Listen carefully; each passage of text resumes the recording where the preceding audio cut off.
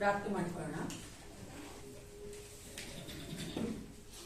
ಸರ್ವೋತ್ತಮನು ಉನ್ನತನು ಮಹೋನ್ನತ ಅಂತ ಪರಲೋಕ ತಂದೆಯ ಪಾಪಿತನೇ ಒಂದು ಬೆಳಗಿನ ಜಾವಕ್ಕಾಗಿ ನಿಮಗೆ ಸ್ತೋತ್ರ ಉಂಟಾಗಲಿ. ಈ ಒಂದು ಆಗಸ್ಟ್ ತಿಂಗಳ ಮೊದಲನೇ ದಿನದಲ್ಲಿ ಕರ್ತಾಯ ಮುಂಜಾನೆಯಲ್ಲಿ ನಾವು ಇನ್ನೂ ಒಂದುವರೆಗೆ ಸೇರಿ ಬರುವಂತೆ ಕಾರ್ಯ ಮಾಡಿದಕ್ಕಾಗಿ ನಿಮಗೆ ಸ್ತೋತ್ರ. ದೇವ, ನಮ್ಮ ಆತ್ಮ ಶರೀರ ಪ್ರಾಣವನ್ನು ಕಾಯ್ದಂತ ದೇವ ನೀನಾಗಿದ್ದಿ. ಈ ಲೋಕದಲ್ಲಿ ಇನ್ನೂ ನಾವು ಜೀವಂತವಾಗಿರುವಂತೆ ನಿನ್ನ ನಾಮವನ್ನು ಪ್ರಚುರಪಡಿಸುವಂತೆ ನಿನಗಾಗಿ ಜೀವಿಸುವಂತೆ ಸಪ್ಪ ನೀನು ಕೊಟ್ಟಂತ ಅವಕಾಶಕ್ಕಾಗಿ ನಿನಗೆ ಸ್ತೋತ್ರ ಉಂಟಾಗಲಿ. ವಿಶೇಷವಾಗಿ ರಾಜ, ನಮ್ಮ ಕರಗಲಿರುವಂತ ಈ ಒಂದು ಕಾರ್ಯಗಳನ್ನ ದಶಭಾಗ ನಿನ್ನ ಪಾಸನೆ ಒಪ್ಪಿಸಿಕೊಡುತ್ತೇನೆ ಅಪ್ಪ. ಇದನ್ನ ಆಶೀರ್ವದಿಸು ಕರ್ತಾಯ, ನಿನ್ನದು ಕರ್ತನೆ. ನೀನು ಕೊಟ್ಟಿರುವಂತಹ ಸಾಮರ್ಥ್ಯ, ಬಲ, ಶಕ್ತಿ, ಜ್ಞಾನ ಸಂಪಾದಿಸುವಂತ ಈ ಒಂದು ಕರ್ತನೆ ಹೌದು ರಾಜ. ಕಾಣಿಕೆ ದಶಭಾಗನ ನನ್ನ ಪಾಸನೆಗೆ ಒಪ್ಪಿಸಿಕೊಡುತ್ತೇವಪ್ಪ. ಇದು ನಿನ್ನ ಚಿತ್ತಂತೆ ಉಪಯೋಗಿಸಲ್ಪಡುವಂತೆ ಕಾರ್ಯ ಮಾಡು ಅಪ್ಪ. ಕೊಡುತ್ತಿರುವಂತಹ ನಾವು ಪ್ರತಿಯೊಬ್ಬರು ಏಸಪ್ಪ ನೀನು ನಮ್ಮನ್ನು ಆಶೀರ್ವದಿಸಬೇಕು ಕರ್ತನೆ. ಅನೇಕರಿಗೆ ಆಶೀರ್ವಾದಾಯಕವಾಗಿ ಆಶೀರ್ವಾದ ನಿಧಿಗಳಾಗಿ ನಮ್ಮನ್ನು ಮಾರ್ಪಡಿಸು ಅಪ್ಪ. ನಮ್ಮೆಲ್ಲ ಕರ್ತನೆ ಹೌದು ರಾಜ, ಕೊರತೆಗಳನ್ನು ನೀಗಿಸು ರಾಜ. ಏಸಪ್ಪ, ನೀನು ನಮ್ಮ ದೇವನಾಗಿದ್ದಿ, ನಮ್ಮ ಒಡೆಯನಾಗಿದ್ದಿ ರಾಜ. ನಮ್ಮ ಎಲ್ಲವನ್ನು ಕರ್ತನೆ ನೋಡುವಂತ ಎಲ್ರೋಗಿಯಾಗಿದ್ದಿ ಕರ್ತ. ನಿನ್ನ ಮುಂದೆ ಯಾವುದು ಮರೆಯಾಗಿಲ್ಲ ಏಸಪ್ಪ. ನಮ್ಮ ಜೀವಿತದ ಪ್ರತಿಯೊಂದು ಕ್ಷಣಗಳು, ಪ್ರತಿಯೊಂದು ಕಾರ್ಯಗಳನ್ನು ಬಲ್ಲಾತ ನೀನಾಗಿದ್ದಿ. ನಮ್ಮ ಎಲ್ಲ ಸಮಸ್ಯೆಗಳನ್ನು ತೀರಿಸು ಕರ್ತನೆ. ನಿನ್ನ ಒಂದು ಕೃಪೆಯಿಂದ ಪ್ರತಿಯೊಂದು ಕುಟುಂಬಗಳನ್ನು ತುಂಬಿಸಿ ನಡೆಸಿಕೊಡಬೇಕೆಂದು ಯೇಸು ಕ್ರಿಸ್ತನ ನಾಮದಲ್ಲಿ ಪ್ರಾರ್ಥಿಸುತ್ತೇನೆ, ಒಳ್ಳೆಯ ಪಿತನೇ.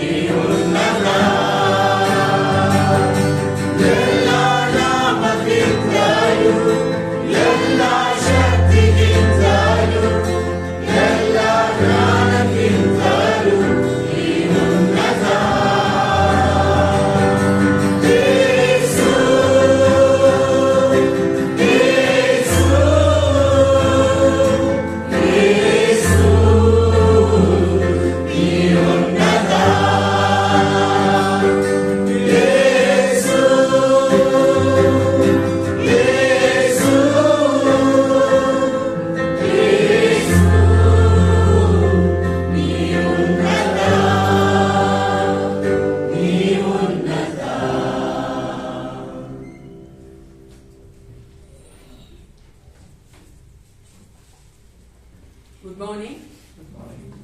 ಹಾಲೆಲೂಯಾ. ದೇವರ ನಂಬಿಗಸ್ತನಾಗಿದ್ದುಕೊಂಡು ನಮ್ಮ ಒಂದು ಜೀವಿತಗಳಲ್ಲಿ ಆಗಸ್ಟ್ ತಿಂಗಳ ಮೊದಲನೇ ದಿನ ಕಾಣುವಂತೆ ಮಾಡಿದ್ದಾನೆ ಪ್ರಿಯರೇ. I happy in the presence of the lord. ನಾವು ಆತ ಸನ್ನಿಧಾನಕ್ಕೆ ಬರಬೇಕೆಂದು ಆತ ನಮ್ಮನ್ನು ಕರೆಯುವಂತ ದೇವನಾಗಿದ್ದಾನೆ ಪ್ರಿಯರೇ. ಯಾಕೆ ನಾವು ಈ ಲೋಕದಲ್ಲಿ ಜೀವಿಸ್ತಾ ಇದ್ದೇವೆ. ಈ ಲೋಕದ ಎಲ್ಲ ಕಾರ್ಯಗಳಿಗೆ ಅನೇಕ ಸಾರಿ ನಾವು ಮುಳುಗಿ ಹೋಗುತ್ತೇವೆ. ಆದರೆ ದೇವರಾದರೂ ನಮ್ಮನ್ನ ನೆನಪು ಮಾಡಿಕೊಂಡ ಆತನಾಗಿ ಆತನ ಸನ್ನಿಧಾನಕ್ಕೆ ಕರೆಯುವ ಆತನಾಗಿದ್ದಾನೆ. ನಾವು ಆತ ಸನ್ನಿಧಾನದಲ್ಲಿ ಇದ್ದೇವೆಂದ್ರೆ ಆತ ನಮ್ಮೊಟ್ಟಿಗೆ ಮಾತನಾಡುವಂತ ದೇವನಾಗಿದ್ದಾನೆ. ನಾವು ಆತನಿಗೆ ಸ್ತೋತ್ರ ಆರಾಧನೆಯನ್ನ ಮಾಡುವಂತೆ ದೇವರು ನಮ್ಮನ್ನು ನಡೆಸಿಕೊಟ್ಟಿದ್ದಾನೆ.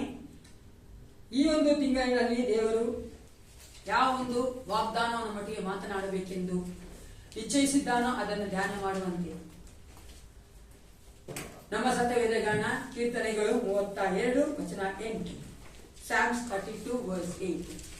ಕೀರ್ತನೆಗಳು 32 ವಚನ 8. ಯೆಹೋವನು ನಿನ್ನನ್ನು ಉಪದೇಶಿಸಿ ನಡೆಯಬೇಕಾದ ಮಾರ್ಗವನ್ನು ತಿಳಿಸುವೆನು, ನಿನ್ನನ್ನು ಕಟಾಕ್ಷಿಸಿ ಆಲೋಚನೆ ಹೇಳುವೆನು ಅನ್ನುತ್ತಾನಲ್ಲ. ಇಂಗ್ಲಿಷ್ ಯಾವ್ದು? Psalms 32:8. I will instruct you and teach you in the way you should go. I will counsel you with my loving eye on you. ಪ್ರಾರ್ಥನೆ ಮಾಡ್ಕೊಳ್ಳೋಣ. ಸರ್ವೋತ್ತಮನೇ ಅಪಾಪಿತನೇ ಒಂದು ಸಮಯಕ್ಕಾಗಿ ನಿಮಗೆ ಸ್ತೋತ್ರ ಉಂಟಾಗಲಿ. ದೇವರ ವಾಕ್ಯದ ಮೂಲಕವಾಗಿ ನಿನ್ನ ಮಕ್ಕಳೊಟ್ಟಿಗೆ ಮಾತನಾಡಿ ಈ ಒಂದು ತಿಂಗಳಿಗೆ ಕೊಟ್ಟಂತ ವಾಗ್ದಾನಕ್ಕಾಗಿ ನಿಮಗೆ ಸ್ತೋತ್ರ. ನಮ್ಮ ಜೀವಿತಗಳಲ್ಲಿ ಈ ವಾಗ್ದಾನ ನೆರವೇರುವಂತೆ ಯೇಸಪ್ಪ, ನೀವು ನಮ್ಮನ್ನ ಕರ್ತನೆ ಅವರ ರಾಜ್ಯ ಯಾವ ರೀತಿ ನಡೆಸಬೇಕೆಂದಿದ್ಯೋ, ಯಾವ ರೀತಿ ಕಾಯಬೇಕೆಂದಿದ್ಯೋ ಅದಕ್ಕೆ ನಮ್ಮನ್ನು ಒಪ್ಪಿಸಿಕೊಳ್ಳುವುದಕ್ಕೆ ಈ ವಾಕ್ಯದ ಮೂಲಕವಾಗಿ ನಮ್ಮನ್ನು ಬಲಪಡಿಸು. ಯೇಸು ಕ್ರಿಸ್ತನ ನಾಮದಲ್ಲಿ ಪ್ರಾರ್ಥಿಸುತ್ತೇನೆ. ಒಳ್ಳೆಯ ಕೀರ್ತನೆ. ಈ ಒಂದು ಕೀರ್ತನೆ 32 8ನೇ ವಚನ. ಯಾಕೆ ನಾನು ಇಂಗ್ಲಿಷಲ್ಲಿ ಹೇಳಿದೆ ಅಂದ್ರೆ ಸ್ವಲ್ಪ ಇಂಗ್ಲಿಷಲ್ಲಿ ಆ ಒಂದು ಸೆಂಟೆನ್ಸ್ ಕರೆಕ್ಟ್ ಆಗಿದೆ, ಕನ್ನಡದಲ್ಲಿ ಹಿಂದೆ ಮುಂದೆ ಇದೆ. ಅದಕ್ಕೋಸ್ಕರವಾಗಿ ಈ ಒಂದು ವಚನದಲ್ಲಿ ನಾವು ನೋಡುವಂಥದ್ದು ದೇವರು ನಮಗೆ ದೈವಿಕವಾದಂತ ಒಂದು ವಾಗ್ದಾನವನ್ನ ಕೊಟ್ಟಿದ್ದಾರೆ. ಆ ವಾಗ್ದಾನ ಏನಾಗಿದೆ ಅಂದ್ರೆ, ಆ ಒಂದು ವಾಗ್ದಾನದಲ್ಲಿ ನಾವು ನೋಡುವಂಥದ್ದು ನಮ್ಮನ್ನ ವೈಯಕ್ತಿಕವಾಗಿ ದೇವರು ನಡೆಸುವ ಆತನಾಗಿದ್ದಾನೆ, ಮಾರ್ಗದರ್ಶನ ಮಾಡುವ ಆತನಾಗಿದ್ದಾನೆ, ಕಾಯುವ ಆತನಾಗಿದ್ದಾನೆ ಎಂದು ನಾವಲ್ಲಿ ನೋಡುವವರಾಗಿದ್ದೇವೆ. ಯಾಕಂದ್ರೆ ಅಲ್ಲಿ ಇಂಗ್ಲಿಷ್ ಅಲ್ಲಿ ಹೇಳುವಂಥದ್ದು I will counsel you with my eye upon you ಅಂತಿದೆ. ಆದ್ರೆ ಕನ್ನಡದೊಳಗೆ ಕಟಾಕ್ಷಿಸಿ ಅಂತ ಹೇಳಿದ್ರೆ, ಅದಕ್ಕೋಸ್ಕರವಾಗಿ ನಾನು ಇಂಗ್ಲಿಷ್ ಒಳಗೆ ಕೇಳಿದ್ದು. ಈ ಒಂದು ವಚನದ ಬ್ಯಾಕ್ ಗ್ರೌಂಡ್ ನೋಡುವುದಾದ್ರೆ, ಅಂದ್ರೆ ಹಿನ್ನೆಲೆ ನೋಡುವುದಾದ್ರೆ, ಈ ಒಂದು ಕೀರ್ತನೆ ಬರೆದಂಥದ್ದು ದಾವೀದನು ಈ ಒಂದು ಕೀರ್ತನೆ ಬರೆಯುವಂತ ಉದ್ದೇಶವನ್ನು ನೋಡುವುದಾದ್ರೆ, ಆತನು ತಾನು ಮಾಡಿದಂತ ಪಾಪವನ್ನ ದೇವರಿಗೆ ಅರಿಕೆ ಮಾಡಿ ಅದಕ್ಕಾಗಿ ಆತನು ಕ್ಷಮಾಪಣೆ ಹೊಂದಿಕೊಂಡವನಾಗಿ ಈ ಒಂದು ಕೀರ್ತನೆಯನ್ನ ಬರೆದಾತನಾಗಿದ್ದಾನೆ. ಅದಕ್ಕಾಗಿಯೇ ಈ 32 1 ಮತ್ತು 2ನೇ ವಚನ ನೋಡಿ. ಮೊದಲನೇ 1 ಮತ್ತು 2ನೇ ವಚನದಲ್ಲಿ ಆ ಒಂದು ವಾಕ್ಯಗಳು ಸರಿ ನಮಗೆ ಹೇಳ್ತಾ ಇದೆ ಏನಂತ, ಯಾವನ ದ್ರೋಹವು ಪರಿಹಾರವಾಗಿದೆಯೋ, ಯಾವನ ಪಾಪವು ಕ್ಷಮಿಸಲ್ಪಟ್ಟಿದೆಯೋ ಅವನೇ. ಯೆಹೋವನು ಯಾವನ ಲೆಕ್ಕಕ್ಕೆ ಅಪರಾಧವನ್ನು ಇಳಿಸುವುದಿಲ್ಲವೋ, ಯಾವನ ಹೃದಯದಲ್ಲಿ ಕಪಟವಿರುವುದಿಲ್ಲವೋ ಅವನು ಧನ್ಯನು. ಅದಕ್ಕಾಗಿ ಅಂದ್ರೆ ಆತನು ದೇವರಲ್ಲಿ ತಾನು ಯಾವೊಂದು ಪಾಪವನ್ನ ರಹಸ್ಯವಾಗಿ ಮಾಡಿದ್ದನೋ ಅದನ್ನು ಅರಿಕೆ ಮಾಡಿ ಆ ಕ್ಷಮಾಪಣೆ ಹೊಂದಿಕೊಂಡ ಆತನಾಗಿದ್ದಾನೆ. ಅದಕ್ಕಾಗಿ ಅದನ್ನು ಮೊದಲೇ ಬರೀತಾ ಇದ್ದಾನೆ. ಮೊದಲನೇ 2ನೇ ವಚನದಲ್ಲಿ ಅದರ ನಂತರ ಸಹ ಪಾಪದ ಕುರಿತಾಗಿ ಕ್ಷಮಾಪಣೆ ಕುರಿತಾಗಿ ಮಾತನಾಡಿದ್ದಾನೆ. ನಂತರ ವಚನ 8 ನಾವು ನೋಡ್ತೇವೆ. 1 ರಿಂದ 7ನೇ ವಚನ ನೋಡುವುದಾದ್ರೆ ಅಲ್ಲಿ ದೇವರ ಕುರಿತಾಗಿ ದಾವೀದನು ಮಾತಾಡ್ತಾನೆ. ದೇವರು ಕ್ಷಮಿಸ್ತಾನೆ, ದೇವರು ನಮ್ಮ ದ್ರೋಹಗಳನ್ನ ಅಂದ್ರೆ ಕ್ಷಮಿಸ್ಬಿಡ್ತಾನೆ, ಮಾಡ್ತೋಗ್ತಾನೆ ಅಂತ. ಅದ ನಂತರ ವಚನ 8 ನೀವು ನೋಡುವುದಾದ್ರೆ ಇಲ್ಲಿ ಆತನು ಹೇಳ್ತಾ ಇರೋದು ದೇವರು ನಮ್ಮೊಟ್ಟಿಗೆ ಮಾತನಾಡುವಂಥದ್ದು. ಆ ವಚನ 8ನೇ ವಚನ ಏನಂತದೆ ಅಂತ ನೋಡ್ತೀವಿ ನಾವು. ಯೆಹೋವನು ಆ ವಚನ ಹೆಂಗ್ ಸ್ಟಾರ್ಟ್ ಆಗತ್ತಂತೆ, ಯೆಹೋವನು ನಿನ್ನನ್ನು ಉಪದೇಶಿಸಿ ನಡೆಯಬೇಕಾದ ಮಾರ್ಗವನ್ನು ತಿಳಿಸುವನು, ನಿನ್ನನ್ನು ಕಟಾಕ್ಷ ಆಲೋಚನೆ ಏಳಿಗೆ ಅನ್ನುತ್ತಾನಲ್ಲ. ಅಂದ್ರೆ ಯೆಹೋವನು ಮಾತನಾಡ್ತಾ ಇರುವಂತದ್ದು ಇಲ್ಲಿ. ಅಂದ್ರೆ ದೇವರು ನಮ್ಮೊಟ್ಟಿಗೆ ಮಾತನಾಡುವಂಥದ್ದು. ದೇವರು ನಮ್ಮನ್ನ ಗೈಡ್ ಮಾಡಿ ಮಾರ್ಗದರ್ಶನ ಮಾಡಿ ನಡೆಸಬೇಕಂದ್ರೆ ನಮ್ಮಲ್ಲಿ ಆ ಟ್ರೂ ರಿಪೆಂಟೆನ್ಸ್ ಇರಬೇಕು ಪ್ರಿಯರೇ. ಅದೇ ನಿಜವಾಗಿ ನಾವು ಮನಸ್ಸಾಂತರ ಹೊಂದಿದವರಾಗಿರಬೇಕು. ನಾವು ದೇವರಿಂದ ಕ್ಷಮಾಪಣೆ ಹೊಂದಿಕೊಂಡವಂತವರಾಗಿರಬೇಕು. Do you have that experience? ನಾವು ಏನೋ ತಪ್ಪು ಮಾಡ್ಬಿಟ್ಟಿದ್ದೀವಿ, ತಪ್ಪು ಮಾಡಿದ್ರೆ ನಾನಿದ್ದೀನಲ್ರಿ, ಎಲ್ಲರೂ ತಪ್ಪು ಮಾಡ್ತೀವಲ್ಲ, ಇಲ್ಲ ಪಾಪ ಮಾಡ್ತೀವಿ, ಗೊತ್ತಿದ್ರೆ ಮಾಡ್ತೀವಿ, ಗೊತ್ತಿದ್ದು ಮಾಡ್ತೀವಿ. ಡೆಲಿಬ್ರೇಟ್ ಸಿನ್, ನಮ್ಗೆ ಗೊತ್ತಿದ್ರೆ ಅನ್ಇಂಟೆನ್ಷನಲ್ ಸಿನ್, ಇಂಟೆನ್ಷನಲ್ ಸಿನ್ಸ್ ಎಲ್ಲ ಇದೆ. ಅಂದ್ರೆ ಗೊತ್ತಿದ್ದು ಮಾಡೋದು, ಗೊತ್ತಿದ್ದರೆ ಮಾಡೋದು, ಅಥವಾ ಪರಿಸ್ಥಿತಿ ನಮ್ಮನ್ನು ಮಾಡಂತೆ ಮಾಡುವಂಥದ್ದು ಎಲ್ಲ ಕಾರ್ಯಗಳಿವೆ. ಇದೆಲ್ಲ ನೋಡುವುದಾದ್ರೆ ನಾವು ಯಾವಾಗ ಅದನ್ನು ಬಚ್ಚಿಟ್ಟುಕೊಳ್ಳದೆ, ನಾವು ಅದನ್ನು ಮುಚ್ಚಿಟ್ಟುಕೊಳ್ಳದೆ ದೇವರ ಮುಂಭಾಗದ ಅರಿಕೆ ಮಾಡಿ ಆ ಪಾಪಕ್ಕೆ ಕ್ಷಮಾಪಣೆ ಹೊಂದಿಕೊಳ್ಳುತ್ತೇವೋ, ಅದ ನಂತರ ದೇವರು ನಮ್ಮ ನಡೆಸುವಂತ ವಿಧವನ್ನ ನೀವು ಎಕ್ಸ್ಪೀರಿಯನ್ಸ್ ಮಾಡಿದೀರಾ? ಇಸಂತೆ ಎಷ್ಟು ಅದ್ಭುತವಾದ ದೇವರು, ಎಷ್ಟು ನಮ್ಮನ್ನು ಪ್ರೀತಿಸ್ತಾನಂದ್ರೆ ನಾವು ಯಾವ್ದನ್ನ ಒಪ್ಕೊಳ್ತೇವೋ ಆಗ ದೇವರು ನಮ್ಮನ್ನು ನಡೆಸುವ. ಅದನ್ನೇ ದಾವೀದನು ಹೇಳ್ತಾ ಇರುವಂತ. ಯಾವಾಗ ಆತನು ತನ್ನ ಮೇಲೆ ಆತುಕೊಳ್ಳದೆ, ತನ್ನ ಪಾಪಗಳನ್ನು ಮುಚ್ಚಿಟ್ಟುಕೊಳ್ಳದೆ ಅದನ್ನ ಅರಿಕೆ ಮಾಡಿದ ನಂತರ ದೇವರ ಆತನ ಎಷ್ಟು ಅದ್ಭುತವಾಗಿ ನಡೆಸಿಕೊಂಡು ಬಂದನು, ಮಾರ್ಗದರ್ಶನ ಮಾಡಿದನು ಅಂತ ಹೇಳುವಂತ ಈ ಒಂದು ವಚನದಿಂದಲೇ, ಅಂದ್ರೆ ಕೀರ್ತನೆಗಳಿಂದಲೇ ದೇವರು ನಮ್ಮಂತ 8ನೇ ವಚನದಲ್ಲಿ ಮಾತನಾಡುವಂಥದ್ದು. ಅನೇಕ ಸಾರಿ ನಾವು ನಮಗೆ ಮಾರ್ಗದರ್ಶನ ಮಾಡ್ಕೊಳ್ತೇವೆ, ಕರೆಕ್ಟ್ ಅಲ್ವಾ? ನಾವು ಹೋಗ್ಬೇಕಂತ ಮಾರ್ಗದಲ್ಲಿ ನಾವು ಯಾವ ತರ ಹೋಗ್ಬೇಕಂತ ನಾವೇ ಅನ್ಕೊಂಡ್ಬಿಡ್ತೀವಿ. ಅಥವಾ ಅನೇಕ ಸಾರಿ ನೋಡುವುದಾದ್ರೆ ಮನುಷ್ಯನ ನೆಚ್ಚಿಕೊಳ್ತೇವೆ. ನೋಡಿದೀರಾ? ಮನುಷ್ಯನ ಒಂದು ಮಾರ್ಗದರ್ಶನವನ್ನ, ಉಪದೇಶವನ್ನು ಕೇಳೋದಕ್ಕೆ ಇಷ್ಟಪಡುತ್ತೇವೆ. ಅನೇಕ ಸಾರಿ ಪ್ರಿಯರೇ, ಯಾಕಂದ್ರೆ ಮನುಷ್ಯನ ಟೆಂಡೆನ್ಸಿ ಅದು, ಮನುಷ್ಯನ ಒಂದು ಸ್ವಭಾವ. ನಮಗೆ ಒಂದು ಮಾರ್ಗದರ್ಶನ ಬೇಕು. ಒಂದು ಯಾವ್ದೋ ಒಂದು ಉದಾಹರಣೆ ಇಟ್ಕೋಣ, ಓಕೆನಾ? ಈ ಕೆಲಸ ಬಿಟ್ಟು ಆ ಕೆಲಸಕ್ಕೆ ಹೋಗ್ತಾ ಇದ್ದೀನಿ, ಅಲ್ವಾ, ನಾನು ದೇವ್ರು ನನ್ನ ಕರೀತಾನೆ, ಸೇವೆಗೆ ಬರ್ತಾ ಇದ್ದೀನಿ, ಅಥವಾ ನಾನು ಈ ಒಂದು ಮನೆ ಕಟ್ಟಬೇಕು, ಅಥವಾ ನನ್ನ ಮಗನಿಗೆ ಈ ಸಂಗಾತಿ ಸರಿನಾ, ಈ ತರವಾದಂತ ಒಂದು ಮಾರ್ಗದರ್ಶನಗಳನ್ನ ಕೇಳಬೇಕಾದ್ರೆ ನಾವು ಅನೇಕ ಸಾರಿ ಮನುಷ್ಯನನ್ನ ಕೇಳುವವರಾಗಿರುತ್ತೆ. ಕರೆಕ್ಟ್ ಅಲ್ವಾ? ಅನೇಕ ಸಾರಿ ಕೇಳ್ತೀವಲ್ಲ ನಾವು ಮನುಷ್ಯನ್ ನೋಡ್ತೀವಿ. ಯಾಕಂದ್ರೆ ಅವ್ರು ಹೇಳ್ತಾರೆ, ಅವ್ರದ್ದು ಮಾಡ್ತಾರೆ, ಅವ್ರಿಗೆ ಜ್ಞಾನ ಇದೆ, ಅವ್ರಿಗೆ ಎಕ್ಸ್ಪೀರಿಯನ್ಸ್ ಇದೆ. ಎಕ್ಸ್ಪೀರಿಯನ್ಸ್ ಇದೆ. ಮನುಷ್ಯನಿಗೆ ಎಷ್ಟೇ ಎಕ್ಸ್ಪೀರಿಯನ್ಸ್ ಇದ್ರು ಅದು ದೇವರ ಮಾರ್ಗದರ್ಶನಕ್ಕೆ ಅದು ಸರಿಯಾಗೋದಿಲ್ಲ ಪ್ರಿಯರೇ, ಸಮವಾಗೋದಿಲ್ಲ. ನಾವು ದೇವರ ಹತ್ರನೇ ಹೋಗ್ಬೇಕು ಮಾರ್ಗದರ್ಶನಕ್ಕೆ.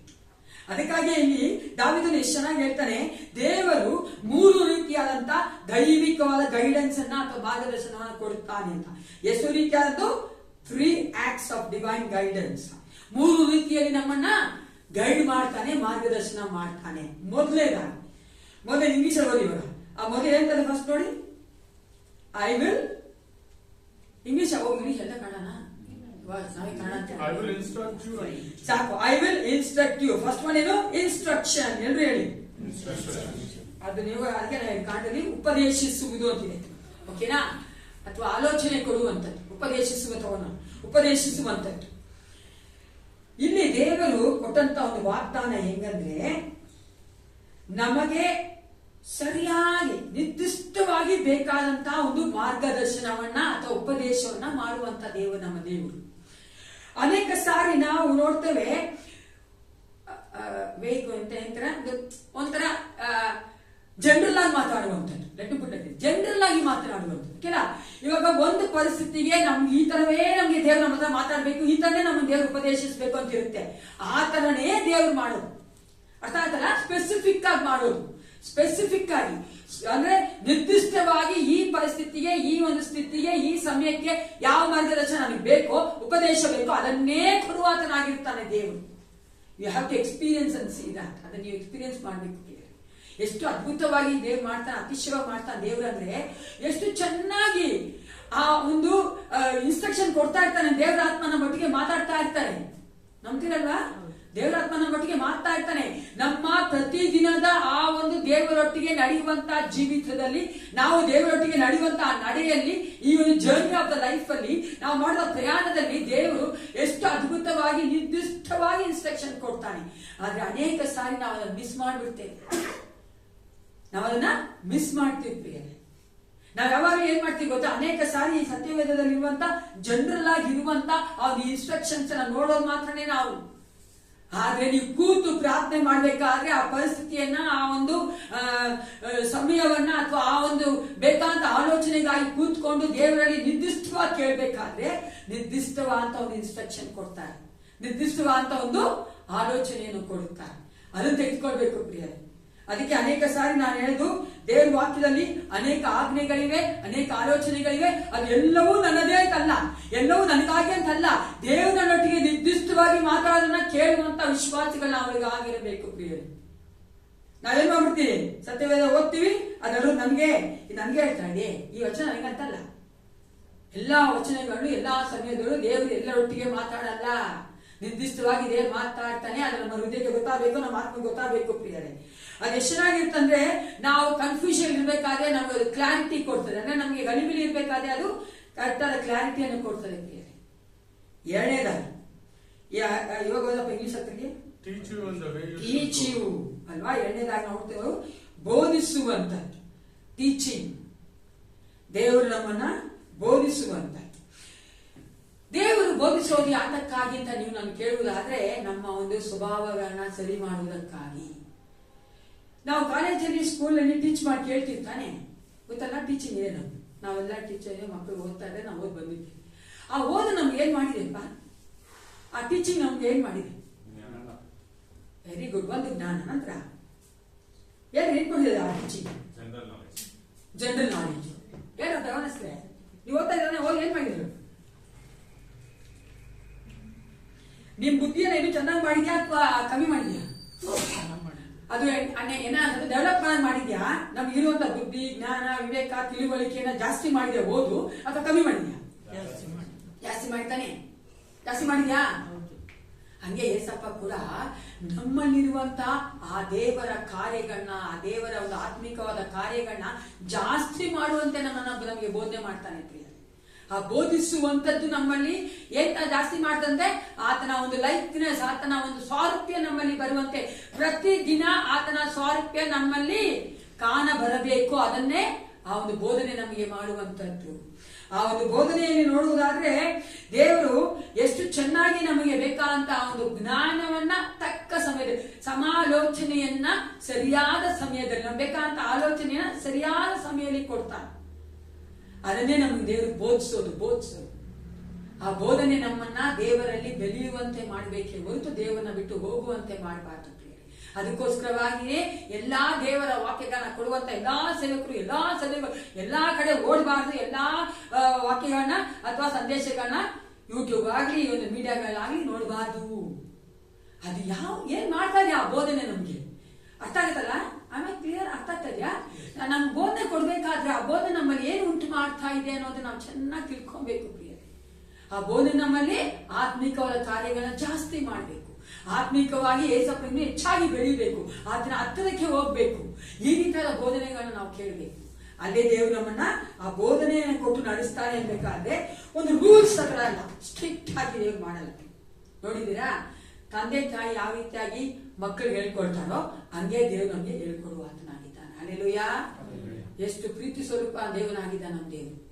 ಮೂರನೇದಾಗಿ ಅವರು ನಮ್ಮ ಏನ್ ಹೇಳ್ತದೆ, ಐ ಅಪಾನ್ ಯು ಅಲ್ವಾ, ದ ವಾಚ್ಫುಲ್ ಐ. ನೋಡುವುದಾದ್ರೆ ಕಟಾಕ್ಷಿಸಿ ಅಂತಿದೆ. ದೇವರು ನಮ್ಮನ್ನ ಕೋಪದಿಂದ ನೋಡುವ ಆತನಲ್ಲ, ದೇವರು ನಮ್ಮನ್ನ ಕಾಯುವ ಆತನಾಗಿತ್ತು, ಕಾಪಾಡುವ ಆತನಾಗಿತ್ತು. ನಮ್ಮ ಮೇಲೆ ಆತನು ಪ್ರತಿಯೊಂದು ಕ್ಷಣವೂ ಪ್ರತಿಯೊಂದು ಸಮಯವೂ ನೋಡುವ ಆತನಾಗಿದ್ದಾನೆ. ನಂಬ್ತೀರೇನ್ರಿ? ಅದಕ್ಕೆ ನಾವ್ ಹೇಳೋದು, ನೀವೆಲ್ಲೇ ಇರ್ರಿ, ಏನೇ ಮಾಡ್ತಾ ಇರ್ರಿ, ಏನೇ ಮಾಡ್ತಾ ಇರ್ರಿ, ಏನೇ ಆಗಿದ್ರು ಸಹ ದೇವರ ಕಣ್ಣು ನಮ್ಮನ್ನು ನೋಡ್ತಾನೆ ಇರ್ತದೆ. ದೇವ್ರ ವಾಕ್ಯ ಹೇಳ್ತದೆ ಅಲ್ವಾ, ಆತನ ಕಣ್ಣುಗಳು ಭೂಲೋಕದ ಎಲ್ಲರ ಮೇಲೂ ಇದೆ ಪ್ರಿಯರೇ. ಯಾವ ತರ ನೋಡ್ತಾನಂತೆ ದೇವ್ರ ಮಕ್ಕಳಿಗೆ, ಆತನು ನಮ್ಮನ್ನ ಉಪದೇಶಿಸಿ ನಮಗೆ ಬೋಧಿಸಿ ಆತನ ಕಣ್ಣು ನಮ್ಮ ಮೇಲಿದೆ ಅಂದ್ರೆ ನಮ್ಮನ್ನ ಆತನು ಕಾಪಾಡುವ ಆತನಾಗಿ, ಕಾಯುವ ಆತನಾಗಿದ್ದಾನೆ. ಈ ಮನುಷ್ಯನ ಯಾವ ಒಂದು ಏನಂತ ಒಂದು ಪ್ರೊಟೆಕ್ಟಿವ್, ಆ ಒಂದು ಪ್ರೊಟೆಕ್ಷನ್ ನಮ್ಗೆ ಏನಕ್ಕೂ ಅಲ್ಲ ಪ್ರಿಯರೇ, ಏಸಪ್ಪನೇ ನಮ್ಮನ್ನು ಪ್ರೊಟೆಕ್ಟ್ ಮಾಡುವಂತದ್ದು. ಹಲ್ಲೆಲೂಯಾ. ನಾವೆಷ್ಟೇ ಹುಷಾರಾಗಿದ್ರು, ನಾವೆಷ್ಟೇ ಏನಂತಾರೆ ಜ್ಞಾನದಲ್ಲಿದ್ರು ಕೂಡ, ನಮ್ಗೆ ಎಷ್ಟೇ ಎಕ್ಸ್ಪೀರಿಯನ್ಸ್ ಇದ್ರು ಕೂಡ ಏಸಪ್ಪನೇ ನಮ್ಮನ್ನ ಕಾಯುವಂಥದ್ದು, ಜ್ಞಾನ ಕೊಟ್ಟು ನಡೆಸುವಂಥದ್ದು. ಅದಕ್ಕಾಗಿಯೇ ಯಾವಾಗ ದೇವರ ಹತ್ರನೇ ನಾವು ಹೋಗ್ಬೇಕು. ದೇವರು ನಾನು ನಿನ್ನ ಕಟಾಕ್ಷಿಸ್ತೀನಿ ಅಂತ ಹೇಳಿ ಮಾತ್ರಕ್ಕೆ ನಾನು ಹೇಳ್ದಂಗೆ ಕೇಳಬೇಕು. ಅರ್ಥ ಆಗುತ್ತಲ್ಲ? ಒಂಥರ ರಿಜಿಡ್ ಆಗಿ ನಾನು ಹೇಳ್ದಂಗೆ ಕೇಳಬೇಕು ಅಂತ ದೇವರು ನಮ್ಮನ್ನು ಒತ್ತಾಯ ಮಾಡಲ್ಲ. ದೇವರು ನಮ್ಮನ್ನ ಪ್ರೀತಿಯಿಂದ ಹೇಳ್ತಾನೆ ಇರ್ತಾನೆ, ಕಾಯ್ತಾನೆ ಇರ್ತಾನೆ. ಆ ತೆಗೆದುಕೊಳ್ಳೋದು ಯಾರು? ನಾವುಗಳು ಪ್ರಿಯರೇ. ಅದಕ್ಕೆ ದೇವ್ರ ಮುಂಭಾಗದಲ್ಲಿ ನಾವು ಯಾವ ಒಂದು ಮರೆ ಮಾಡದೆ, ಯಾವ ಒಂದು ಮುಚ್ಚಿಟ್ಟುಕೊಳ್ಳದೆ ಒಂದು ಓಪನ್ ಆಗಿ ದೇವ್ರ ಮುಂದೆ ಹೋಗ್ಬೇಕು ನಾವು. ಆಗ ದೇವರು ನಮ್ಮ ಏನ್ ಮಾಡುವಾತನಾಗಿದ್ದಾನೆ? ಕಾಯುವ ಆತನಾಗಿದ್ದಾನೆ, ಉಪದೇಶಿಸುವ ಆತನಾಗಿದ್ದಾನೆ. ನಾವು ಬೇಕಂತೆಲ್ಲ ಅವನು ಟೀಚಿಂಗ್ ಅನ್ನ ಕೊಡುವ ಆತನಾಗಿದ್ದಾನೆ. ವಚನ 8ರಲ್ಲಿ ನೀವು ನೋಡುವಂತ ಈ ಒಂದು ವಾಗ್ದಾನ ದಾವೀದನ ಜೀವಿತ ನೆರವೇರ್ಬೇಕಾದ್ರೆ ಆತನು ಮಾಡಿದ್ದೇನು? ತನ್ನ ಮೇಲಿದ್ದಂತ ಆ ಒಂದು ಸೆಲ್ಫ್ ರಿಲಯನ್ಸ್, ಆತನ ಮೇಲೆ ಆತ ಆತ್ಕೊಂಡಿದ್ದನ್ನ ತೆಗೆದು ದೇವ್ರ ಮೇಲೆ ಆತ್ಕೊಂಡ. ತನ್ನ ಒಂದು ಪಾಪವನ್ನು ಅರಿಕೆ ಮಾಡಿ ಕ್ಷಮಾಪಣೆ ಹೊಂದ್ಕೊಂಡ. ಯಾವಾಗ್ಲೂ ಅಷ್ಟೇ ದೇವ್ರ ಮಕ್ಕಳಾದ ನಾವು ಕ್ಷಮಾಪಣೆ ಇಲ್ಲದೆ ದೇವ್ರ ಮುಂಭಾಗದಲ್ಲಿ ಏನನ್ನೂ ಹೊಂದ್ಕೊಳಕ್ಕಾಗೋದಿಲ್ಲ. ಹಲ್ಲೆಲೂಯಾ. ಮರ್ತು ಬಿಡಿ, ನೀವು ಪಾಪ ಮಾಡಿದ್ರೆ ನಾನು ಮಾಡಿ ನಾನು ಜಸ್ಟಿಫೈ ಮಾಡ್ಬಿಡಿ, ತಪ್ಪು ಮಾಡಿದ್ರೆ ಮಾಡಿ ನಾನು ಜಸ್ಟಿಫೈ ಮಾಡ್ಬಿಡಿ. ದೇವ್ರ ಮುಂಭಾಗದಲ್ಲಿ ಹೌದೇ ಸ್ವಲ್ಪ ನಾನು ಮಾಡ್ಬಿಟ್ಟೆ, ತಪ್ಪು ಮಾಡಿದ್ದೀನಿ, ನಾನು ಕ್ಷಮಿಸು ಅಂತ ಯಾವಾಗ ನಾವು ಯಥಾರ್ಥ ಹೃದಯವುಳ್ಳವಾಗಿ ಹೋಗ್ತೇವೋ ಆಗ ದೇವರು ನಮ್ಮನ್ನ ಕ್ಷಮಿಸುವ ಆತನಾಗಿದ್ದಾನೆ. ಆ ಕ್ಷಮಾಪಣೆ ಬಂದ್ಮೇಲೆ ದೇವರು ನಮ್ಮನ್ನ ನಡೆಸುವ ಆತನಾಗಿದ್ದಾನೆ. ಮುಂದೆ ನೋಡ್ತೀವಿ ನಾವು 9ನೇ ವಚನ, ಯಾರಾದ್ರೂ ಓದಿ. ಆದುದರಿಂದ ನೀವು ಯಾಕಂದ್ರೆ ಹಿಂದೆ ಇರುವಂತ ವಚನಗಳಿಂದ ದೇವರು ನಮ್ಮನ್ನು ನಡೆಸ್ತಾನೆ. ಆದುದರಿಂದ ನೀವು ವಿವೇಕಹೀನರಾಗಿ ಕುದುರೆಯಂತಾಗಲಿ ಬೇಸರ ಕತ್ತೆಯಂತಾಗಲಿ ಇರಬೇಡಿರಿ. ಅವುಗಳು ಭಾರ ಕಠಿಣವಾಗಲೆಂತಲ್ಲದೆ ಸ್ವಾಧೀನವಾಗುವುದಿಲ್ಲವಷ್ಟೇ. Do not be like the horse or the mule, which have no understanding but must be controlled by wit and bridle, or they will not come to you. ಇಲ್ಲ ನೋಡ್ತೇವೆ, ಈ ತರದೇ ನಾನು ನಡೆಸ್ತೀನಿ ನಿಮ್ಮನ್ನ, ಅದಕ್ಕೆ ಆದುದರಿಂದ ನೀವು ಹೆಂಗಿರ್ಬಾರ್ದಂತೆ, ಹೆಂಗಿರ್ಬಾರ್ದು ಏನು ಜೋರಾಗಿ ಅಟ್ಲೀಸ್ಟ್ ಕುದುರೆ ಅಂತ ಮೊದಲು ಹಾಕಿರ್ತಾನೆ, ಏಸರು ಕತ್ತೆ ಅಂತ ಹಾಕಿದ್ದಾರೆ, ಕನ್ನಡದಲ್ಲಿ ಚೆನ್ನಾಗಿ ಏಸರು ಕತ್ತೆ ಅಂತ ಆಗಿರೋದು ಅಲ್ವಾ. ವಿವೇಕಹೀನರಾಗಿ ಕುದುರೆಯಂತಾಗಲಿ ಹೆಸರುಗತ್ತೆ ಅಂತಾಗಲಿ ಇರಬೇಡಿ. ಬೇರೆ ವಾಕ್ಯ ಎಷ್ಟು ಚೆನ್ನಾಗಿ ಹೇಳ್ತದೆ ಬೇರೆ. ಯಾಕಂದ್ರೆ ಹೆಸರುಗತ್ತೆಗಾಗ್ಲಿ ಕುದುರೆಗಾಗ್ಲಿ ಅದು ನಿಮ್ಗೆ ಗೊತ್ತು ಅನ್ಸ್ತಲ್ಲ, ಬಾರು ಕಡಿವಾಣ ಗೊತ್ತಲ್ಲ, ಮೂಗಾಕಿ ಇಟ್ಕೊಂಡಿರ್ತಾರೆ. ಅದಿಲ್ಲ ಅಂದ್ರೆ ಅದು ಮಾತು ಕೇಳೋದಿಲ್ಲ, ಗೊತ್ತಾ ನಿಮ್ಗದು. ಅದು ಹಾಕಿಲ್ಲ ಅಂದ್ರೆ ಇಷ್ಟ ಬಂದಂಗೆ ಹೋಗ್ತದೆ, ಯಾವ ಬೇಕನ್ನ ಆ ಕಡೆ ಹೋಗ್ತಾರೆ, ಈ ಕಡೆ ಬರ್ತಾರೆ, ಎಲ್ಲಾ ದಾರಿಗೆ ಹೋಗ್ತಾ ಕಂಟ್ರೋಲಿಗೆ ಬರಲ್ಲ. ಅರ್ಥ ಆಯ್ತಲ್ಲ. ಅದಕ್ಕೆ ದೇವ್ರ ವಾಕ್ಯ ಹೇಳ್ತಾರೆ, ದೇವ್ರು ಹೇಳ್ತಾ ಇದ್ದಾನೆ, ಆ ತರ ನೀವ್ ಇರ್ಬೇಡ್ರಿ, ನಾನ್ ನಿಮ್ಮನ್ನ ಆ ತರ ಕಂಟ್ರೋಲ್ ಮಾಡಲ್ಲ, ಪ್ರೀತಿಯಿಂದ ನಿಮ್ಮನ್ನ ನಡೆಸ್ತೇನೆ. ಹಲ್ಲೆಲೂಯಾ. ದೇವ್ರಿಗೆ ಇಷ್ಟ ಇಲ್ಲ ನಮ್ಮನ್ನ ಆತರ ಕಡಿವಾಣ ಹಾಕಿ, ಆ ಬಾರ್ ಕಡಿವಾಣ ಹಾಕಿ ಇಟ್ಕೋಬೇಕಂತ ದೇವ್ರಿಗೆ ಇಷ್ಟ ಇಲ್ಲ. ದೇವ್ರಿಗೆ ಇಷ್ಟ ಏನು? ಪ್ರೀತಿಯಿಂದ ನಮ್ಮನ್ನ ಮಾತಾಡಿಸಿ, ಆಲೋಚನೆ ಕೊಟ್ಟು, ನಾವು ಬೇಕಾದಂತ ಮಾರ್ಗದರ್ಶನ ಕೊಟ್ಟು, ಆ ಉಪದೇಶ ಕೊಟ್ಟು, ಟೀಚಿಂಗ್ ಕೊಟ್ಟು ದೇವ್ರು ನಡೆಸಬೇಕಂತಿರೋದು. ನಾವು ವಿವೇಕಹೀನರಾದ್ರೆ, ಸ್ಟಬನ್ ಆಟಡ್ ಆಗಿದ್ರೆ, ನಾವೇನಾಗಿದ್ರೆ ಕಠಿಣ ಹೃದಯ ಉಳ್ಳವರಾಗಿದ್ರೆ, ದೇವರು ಮತ್ತೊಂದು ಮಾರ್ಗವನ್ನ ತೆಗೆದುಕೊಳ್ತಾನೆ. ಯಾವ್ದು? ಮತ್ತೊಂದು ವಿಧದಲ್ಲಿ ನಮ್ಮನ್ನ ಉಪದೇಶಿಸ್ತಾನೆ. ಯಾವ್ದು ಗೊತ್ತಾ? ಜೋರಾಗಿ ಪನಿಷ್ಮೆಂಟ್ ಅಲ್ವಾ. ಅಲ್ಲೂಕ ನೋಡಿ, ಅದಕ್ಕೂ ದೇವರು ಪನಿಷ್ಮೆಂಟ್ ಅಂದ್ರೆ ಇದರ ಲೋಕದಲ್ಲಿ ಕೊಡುವಂತ ಪನಿಷ್ಮೆಂಟ್ ಅಲ್ಲ. ಯಾವ ತರ ಕೊಡ್ತಾನೆ? ಪ್ರೀತಿಯಿಂದ ನಮ್ಮನ್ನ ಸರಿ ಮಾಡೋದಕ್ಕೆ ಪನಿಷ್ಮೆಂಟ್ ಕೊಡ್ತಾನೆ. ಅದಕ್ಕೆ ಯಾಕೆಂದ್ರೆ ಆ ಪನಿಷ್ಮೆಂಟ್ ಆ ಬಾರು ಕಡಿವಾಣ ಅಂದ್ರೆ ಅವಾಗ ನಾವೇನ್ ಮಾಡ್ತೀವಿ? ಸರಿಯಾಗಿ ಬರ್ತೀವಿ ಅಂತ. ಇಸ್ರೇಲ್ ಜನ ನೋಡುವುದಾದ್ರೆ ಬೇರೆ, ದೇವರು ಈ ಕಾರ್ಯವನ್ನು ತುಂಬಾ ಅವ್ರ ಲೈಫಲ್ಲಿ ಮಾಡಿದ್ದಾರೆ. ಇಸ್ರೇಲ್ ನೀವು ಹಿಸ್ಟ್ರಿ ಓದಿ ನೋಡುವುದಾದ್ರೆ, ಇಸ್ರೇಲ್ ಚರಿತ್ರೆ ನೋಡುವುದಾದ್ರೆ, ಅನೇಕ ಸಮಯಗಳಲ್ಲಿ, ಅನೇಕ ಸನ್ನಿವೇಶಗಳಲ್ಲಿ, ಅನೇಕ ಒಂದು ಕಾರ್ಯಗಳಲ್ಲಿ ನೋಡುವುದಾದ್ರೆ, ದೇವರು ಅವರನ್ನ ಈ ರೀತಿಯಾಗಿ ನಡೆಸಿದ್ದು. ಪ್ರೀತಿಯಿಂದ ಕರೆದ್ರು, ಇವರು ಒಪ್ಲಿಲ್ಲ, ಅದಕ್ಕೆ ಅವ್ರೇನ್ ಮಾಡಿದ್ರು? ಬಾರು ಕಡಿವಾಣ ಬೇಕಂತ ಆಗ ಆಗ ಆಗ ಅವರಿಗೆ ಶಿಕ್ಷೆಗಳನ್ನ ಕೊಟ್ಟು ದೇವರವ್ರನ್ನ ಸರಿಯಾದ ಮಾರ್ಗಕ್ಕೆ ತೆಗೆದುಕೊಂಡು ಬಂದ್ರು. ಆದ್ರೆ ದೇವರು ಎಷ್ಟು ಒಳ್ಳೆಯವರಂದ್ರೆ, ಅವರನ್ನ ಆತನು ಪ್ರತಿದಿನ ಅವರನ್ನ ಮಾರ್ಗದರ್ಶನ ಮಾಡಿ ನಡೆಸ್ತಾ ಇತ್ತು. ಅದನ್ನು ಗೊತ್ತಿರೋದು ತಾನೆ. ಅವ್ರ ಅರಣ್ಯದಲ್ಲಿ ನಡ್ಬರ್ಬೇಕಾದ್ರೆ ದೇವ್ರು ಏನ್ ಮಾಡಿದಂತೆ ಅವ್ರಿಗೆ? ಬೆಳಗಿನ ಜಾವದ ಏನಾಗಿದ್ರಂತೆ? ಮೇಘ ಸ್ತಂಭವಾಗಿ, ಇಲ್ಲಿನಲ್ಲಿ ಅಗ್ನಿ ಸ್ತಂಭವಾಗಿ. ಎಷ್ಟು ಚೆನ್ನಾಗಿ ನಡ್ಸ್ಕೊಂಡ್ ಬಂದ್ರು ದೇವರವ್ರನ್ನ. ಆದ್ರೆ ಅವ್ರೇನ್ ಮಾಡ್ತಾ ಇದ್ರು? ತಿರುಗಿ ತಿರುಗಿ ದೇವಕ್ಕೆ ಹೋಗಿ ನೋಡಿ, ಹೊಸ ಒಡಂಬಡಿಕೆ ಹೇಳ್ತಾರೆ, ಹಳೆ ಒಡಂಬಡಿಕೆ ಹೇಳ್ತಾರೆ, ತಿರುಗಿ ತಿರುಗಿ ಅವ್ರು ದೇವರನ್ನ ಬಿಟ್ಟು ಬೇರೆ ದೇವರುಗಳ ಹಿಂದೆ ಹೋಗ್ತಾ ಇದ್ರು. ದೇವ್ರನ್ನ ಬಿಟ್ಟು ದೇವರ ವಿರುದ್ಧವಾಗಿ ನಡೆದು ಪಾಪಗಳನ್ನ ಮಾಡ್ತಾ ಇದ್ರು. ನಮ್ಮ ಜೀವಿತಗಳು ಅಷ್ಟೇ ಪ್ರಿಯರೇ. ಚೆನ್ನಾಗಿ ಯೋಚನೆ ಮಾಡಿ, ನಾವು ದೇವರು ನಮ್ಮನ್ನ ಕರಿಬೇಕಾದ್ರೆ, ದೇವರು ಕೆಲವೊಂದು ವಿಷಯಗಳಲ್ಲಿ ನಮ್ಮನ್ನ ಸರಿ ಮಾಡ್ಬೇಕಂತ ಅನ್ಬೇಕಾದ್ರೆ, ಮಾರ್ಗದರ್ಶನ ಮಾಡ್ಬೇಕಾದ್ರೆ, ನಾವು ಒಪ್ಪಿಸಿಕೊಡದೆ ಇರುವುದಾದ್ರೆ ನಮಗೂ ಸಹ ಬಾರು ಕಡಿವಾಣ ಹಾಕುವಂತ ಶಿಕ್ಷೆಗಳನ್ನ ದೇವರು ಕೊಡುವ ಆತನಾಗಿದ್ದಾನೆ. ಯಾರು ಬೇಕ್ರಿ ಅಂತದ್ದು? ಬೇಕಾ ಅಲ್ವಾ? ನಾವು ಮಕ್ಕಳು ನೋಡಿ, ನಾವು ಅನೇಕರು ನೋಡಿ ಚೆನ್ನಾಗಿ ತಾಯಿ ತುಂಬಾ ಚೆನ್ನಾಗಿದೆ ಮಕ್ಕಳನ್ನ ಬೆಳೆಸುತ್ತಾರೆ. ಹೆಂಗಂದ್ರೆ ಅವ್ರು ಕಂಡ್ಬಿಟ್ರೆ ಸಾಕು, ಅವು ಅರ್ಥ ಆಗೋಗುತ್ತೆ. ಐಸಿಂದ ಅಲ್ವಾ? ಕಂಡ್ಬಿಡೋದ್ರಲ್ಲೇ ಅವ್ರು ಗೊತ್ತಾಗ್ತಾ ಮಗಳಿಗೆ ದೇವ್ರಿಗೆ ನಮ್ಮ ತಾಯಿಗೆ ಇಷ್ಟ ಆಗ್ತಾನೆ, ತಾಯಿಗೆ ಇಷ್ಟ ಆಗ್ತಾನೆ, ನಮ್ಮ ತಂದೆಗೆ ಇಷ್ಟ ಆಗ್ತಾ ಇಲ್ಲ ಅಂದ್ರೆ ಏನೋ ಹೇಳ್ತಾ ಇದಾರೆ, ನನಗೆ ಇದು ಮಾಡ್ಬೇಡ ಅಂತ ಹೇಳ್ತಾ ಇದ್ದಾರೆ ಅಂತ ಅವ್ರಿಗೆ ಗೊತ್ತಾಗುತ್ತೆ. ಅರ್ಥ ಆಗ್ತಲ್ಲ ನಾಯಕರದು.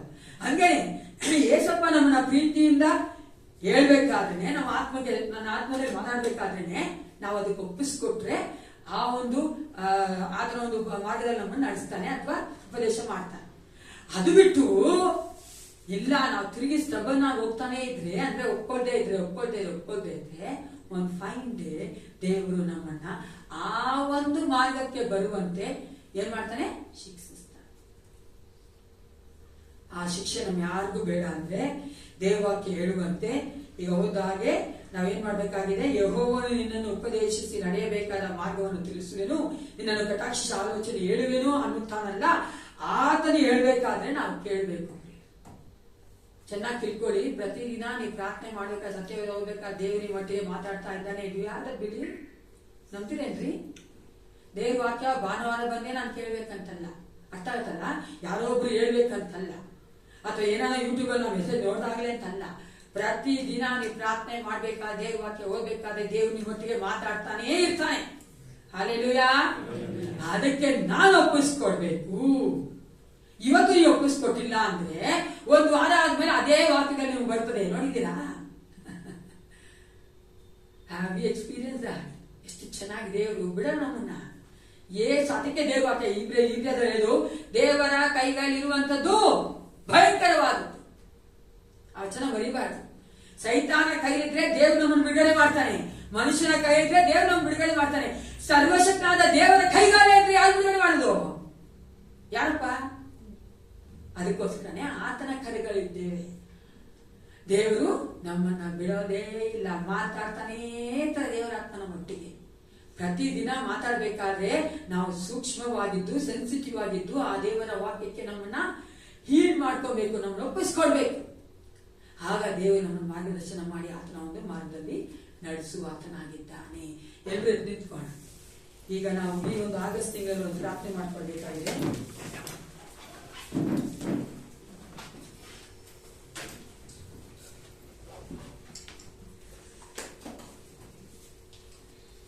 ನಾವೆಲ್ಲರೂ ಸೇರಿ ನಮ್ಮ ಒಂದು ಭಾರತ ದೇಶಕ್ಕೋಸ್ಕರ ಪ್ರಾರ್ಥನೆ ಮಾಡೋಣ.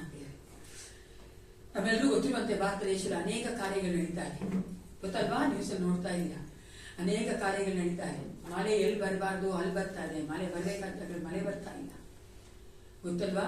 ಸರ್ಕಾರದಲ್ಲೂ ಸಹ ಅನೇಕ ಕಾರ್ಯಗಳು ನಡೀತಾ ಇದೆ, ಗವರ್ಮೆಂಟ್ ಅಲ್ಲೂ ಅನೇಕ ಕಾರ್ಯಗಳು ನಡೀತಾ ಇದೆ. ದೇವರು ತನ್ನ ಒಂದು ಆಲೋಚನೆ ಮೇರೆಗೆ ಯಾವುದನ್ನ ದೇವರು ಮಾಡಬೇಕೆಂದಿದ್ದಾನೋ ಅದನ್ನ ಮಾಡುವಂತೆ, ದೇವರಿಗೆ ಇಷ್ಟವಿಲ್ಲದ ಕಾರ್ಯಗಳು ನಮ್ಮ ದೇಶವನ್ನು ಬಿಟ್ಟು ಹೋಗುವಂತೆ ಎಲ್ಲಾ ಜನಗಳು, ವರ್ಗದ ಮಕ್ಕಳು, ಎಲ್ಲ ವಯಸ್ಸಿನ ಮಕ್ಕಳು ಎಲ್ಲರೂ ಸಹ ಯೇಸು ಕ್ರಿಸ್ತನ ಅಂಗೀಕರಿಸಿಕೊಳ್ಳುವಂತೆ ನಮ್ಮಲ್ಲಿರುವಂತಹ ಚಂದ್ರು ಅವರು ಪ್ರಾರ್ಥನೆ ಮಾಡ್ಬೇಕಂತ ಕೇಳ್ಕೊತೇನೆ. ಅವನು ಹೇಳುವಾಗಿ ಅತಿಶಯವಾಗಿ ಪ್ರೀತಿ ಮಾಡುವಂತ ನಮ್ಮ ತಂದೆಯ ಸ್ತೋತ್ರ. ಅಪ್ಪ ದೇವನೇ, ನೀನು ಸ್ವಾಮಿ ನಮ್ಮೆಲ್ಲರನ್ನು ಕರ್ತಾನಿನ ಸನ್ನಿಧಿಯಲ್ಲಿ ಕೂಡಿ ಪರಿಶುದ್ಧ ಕಾರ್ಯಕ್ಕೆ ಸ್ತೋತ್ರ. ಅಪ್ಪ ದೇವನೇ, ಒಂದು ಸಮಯದಲ್ಲಿ ಕರ್ತ ನಮ್ಮ ಭಾರತ ದೇಶಕ್ಕಾಗಿ ಕರ್ತನನ್ನು ಪ್ರಾರ್ಥಿಸುತ್ತಾ ಇದ್ದೇವೆ ಕರ್ತಾನೆ. ಹೌದು ಸ್ವಾಮಿ, ಇರುವಂತಹ ಒಂದು ಸ್ಥಿತಿಯನ್ನು ಕಥೆಯನ್ನು ಕರ್ತನೆ ನೀನು ತಾನೇ ಅರಿತವನಾಗಿದ್ದಿ. ಅಪ್ಪ ದೇವನೇ, ನಿನಗೆ ಗೊತ್ತು ಸ್ವಾಮಿ ಏನು ನಡೀತಾ ಇದೆ ಎಂದು ಕರ್ತಾನೆ. ಹೌದು ಸ್ವಾಮಿ, ನಡೆಯುವಂತಹ ಕರ್ತನೆ ಪ್ರತಿಯೊಂದು ಕರ್ತನೆ, ಹೌದು ಸ್ವಾಮಿ, ಸಾರ್ವಜನಿಕರ ಮಧ್ಯದಲ್ಲಿ ನಡೆಯುವಂತ ಕರ್ತನೆ ಅಪ್ಪ ಅನೇಕ ರೀತಿಯಾಗಿರುವಂತಹ ದುಷ್ಟನ ಕಾರ್ಯಗಳನ್ನು ತೆಗೆದು ಹಾಕು ಸ್ವಾಮಿ ದೇವ. ಅಪ್ಪ ಮುಖ್ಯವಾಗಿ ಕರ್ತನೆ ದೇವನೇ, ಅಪ್ಪ ಪಾಲಿಟಿಕ್ಸ್ ಅಲ್ಲಿ ಕರ್ತನೆ ಮುಳುಗಿ ಹೋಗಿರುವಂತಹ ಸ್ವಾಮಿ ಈ ಒಂದು ಕರ್ತನೆ ಸೈತಾನ ಕ್ರಿಯೆಗಳನ್ನು ಕರ್ತನೆ ನೀನು ತಾನೇ ಹೊಡೆದೋಡಿಸಯ್ಯ. ಅಪ್ಪ ದೇವನೇ, ನೀನು ತಾನೇ ಕರ್ತನೆ ಎಲ್ಲವನ್ನು ಕರ್ತನೆ ಅರ್ಥವನ್ನಾಗಿದ್ದಿ. ಅಪ್ಪ ನೀನು ತಾನೇ ಸ್ವಾಮಿ ನಮ್ಮೆಲ್ಲರನ್ನು ನಡೆಸುವಾತನಾಗಿದೆಯಲ್ಲ, ಅದಕ್ಕಾಗಿ ನಿಮಗೆ ಸ್ತೋತ್ರ.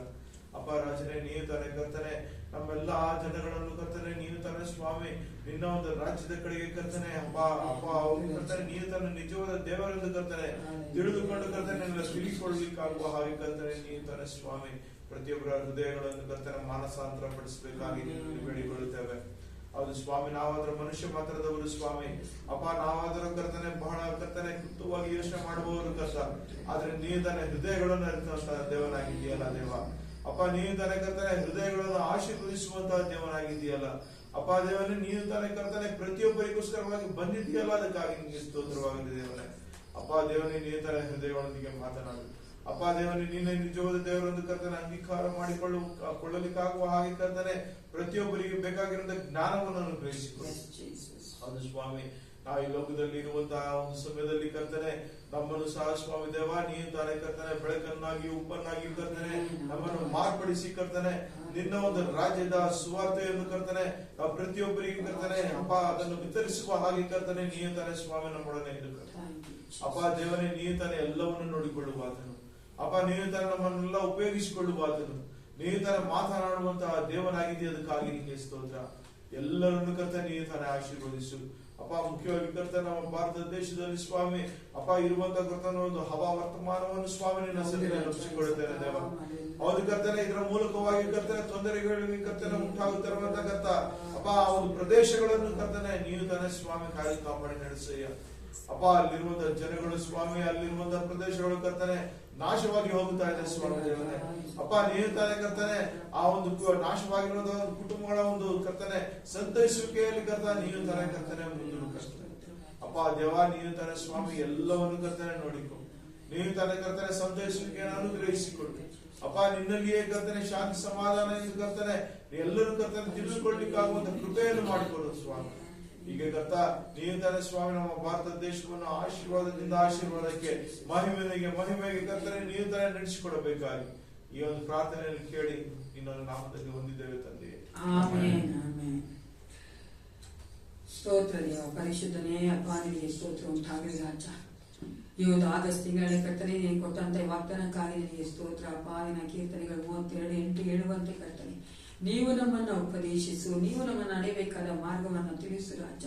ನಮ್ಮನ್ನು ಕಟಾಕ್ಷಿಸಿ ನಮಗೆ ಆಲೋಚನೆಯನ್ನು ಕೊಡಬೇಕೆಂದು ಒಪ್ಪಿಸಿಕೊಡುತ್ತೇವೆ ಅಪ್ಪ. ನಮ್ಮ ದಿವ್ಯ ಜ್ಯೋತಿ ಸಭೆಯ ಪ್ರತಿಯೊಂದು ಕರ್ತನೆ ಹೌದು ರಾಜ ಕುಟುಂಬಗಳಲ್ಲೂ ಈ ವಾಕ್ಯವು ಕರ್ತನೆ ನೆರವೇರುವಂತೆ ಅಪ್ಪ, ಈ ವಾಕ್ಯಗಳನ್ನ ಅರಿಕೆ ಮಾಡುವಂತೆ, ನಿನ್ನಿಂದ ಹೌದು ರಾಜ ನಡೆಯಬೇಕಾದ ಮಾರ್ಗದರ್ಶನ ಹೊಂದಿಕೊಳ್ಳುವಂತೆ, ಉಪದೇಶಗಳನ್ನು ಹೊಂದಿಕೊಳ್ಳುವಂತೆ ಅಪ್ಪ, ನಿನ್ನ ಒಂದು ಕರ್ತನೆ ಪ್ರೊಟೆಕ್ಷನ್ ಅನ್ನು ಹೊಂದಿಕೊಳ್ಳುವಂತೆ, ಆಲೋಚನೆಯನ್ನು ತೆಗೆದುಕೊಳ್ಳುವಂತೆ ಪ್ರತಿಯೊಬ್ಬರಲ್ಲಿಯೂ ಮಾತನಾಡು ದೇವ.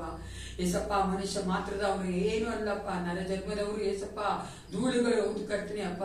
ನೀನಾದರೂ ಏಸಪ್ಪ ಬಲವುಳ್ಳ ದೇವನಾಗಿದ್ದಿ ಅಪ್ಪ, ಸರ್ವಶಕ್ತನು ಸರ್ವಲ್ಲಭನೂ ಆಗಿದ್ದೀನ ರಾಜ. ನಮ್ಮ ನೀನೇ ನಡೆಸಿಕೊಡಬೇಕೆಂದು ಒಪ್ಪಿಸಿಕೊಡುತ್ತೇನೆ. ಈ ಆಗಸ್ಟ್ ತಿಂಗಳ ಸಂಪೂರ್ಣವಾಗಿ ಕರ್ತನೆ ನಮಗೆ ಸಿಗುವಂತಹ ಪ್ರತಿಯೊಂದು ಅವಕಾಶಗಳನ್ನು ಉಪಯೋಗಿಸಿಕೊಂಡು ನಿನ್ನ ಒಂದು ಸುವಾರ್ತೆಯನ್ನು ಸಾರುವಂತ ಮಕ್ಕಳಾಗಿ ಅಪ್ಪ, ನಿನ್ನ ಒಂದು ಒಳ್ಳೆತನವನ್ನು ಬೇರೆಯವರಿಗೆ ಹಂಚಿಕೊಳ್ಳುವಂತ ಮಕ್ಕಳಾಗಿ ಅಪ್ಪ, ಅನೇಕರನ್ನು ಕರ್ತನೆ ಹೌದು ರಾಜ ಅಪ್ಪ ಏಸಪ್ಪ ನಿನ್ನ ರಾಜ್ಯಕ್ಕೆ ಕರೆಯುವಂತ ಮಕ್ಕಳಾಗಿ ನಮ್ಮನ್ನ ಮಾರ್ಪಡಿಸುದೇವ. Thank you Lord Jesus. ನೀನು ನಮ್ಮ ದೇವನಾಗಿದ್ದಿ ಕರ್ತನೆ. ನಮಗೆ ಒಂದೊಂದು ಕರ್ತನೆ ತಿಂಗಳನ್ನ ಕೊಟ್ಟಿದ್ದಿ ಅಂದ್ರೆ ಅದು ಉದ್ದೇಶಪೂರ್ವಕವಾಗಿ ಕೊಟ್ಟಾತನಾಗಿದ್ದಿ ದೇವಾ. ಉದ್ದೇಶ ನೆರವೇರುವಂತೆ ಕಾರ್ಯ ಮಾಡು ಕರ್ತನೆ. ನಮ್ಮ ಚಿಕ್ಕ ಮಕ್ಕಳನ್ನ ಯೌವನಸ್ಥನಿಗೆ ಒಪ್ಪಿಸಿ ಕೊಡುತ್ತೇನಪ್ಪ. ನೀನೇ ಅವರನ್ನು ಕಾಯುವಂತ ದೇವನಾಗಿದ್ದು ಅವ್ರು ಯಾವ ಮಾರ್ಗದಲ್ಲಿ ನಡೆಯಬೇಕು ಆ ಮಾರ್ಗವನ್ನು ತೋರಿಸಿಕೊಡಬೇಕೆ ನಾನು ಒಪ್ಪಿಸಿ ಕೊಡುತ್ತೇನೆ ಕರ್ತನೆ. ಒಂದೊಂದು ಕುಟುಂಬದಲ್ಲಿ ನೀನು ರಾಜ್ಯನ ಒಡೆಯನಾಗಿದ್ದು ಕರ್ತನೆ, ಆಲೋಚನಾ ಕರ್ತನಾಗಿದ್ದು ಸಮಾಧಾನದ ಪರವಾಗಿ ನಡೆಸಿಕೊಡಬೇಕೆ ನಾನು ಒಪ್ಪಿಸಿಕೊಡುತ್ತೇನಪ್ಪ. ಯೇಸುವೇ ನಿನ್ನ ಪಾದದಿಂದ ನಮ್ಮ ಸಭೆಯನ್ನು ಒಪ್ಪಿಸಿಕೊಡುತ್ತ ಯೇಸು ಕ್ರಿಸ್ತನ ನಾಮದಲ್ಲಿ ಪ್ರಾರ್ಥಿಸುತ್ತೇನೆ, ಒಳ್ಳೆ ಅರ್ಪಿಸುತ್ತೇನೆ. ನನ್ನ ಮನವೇ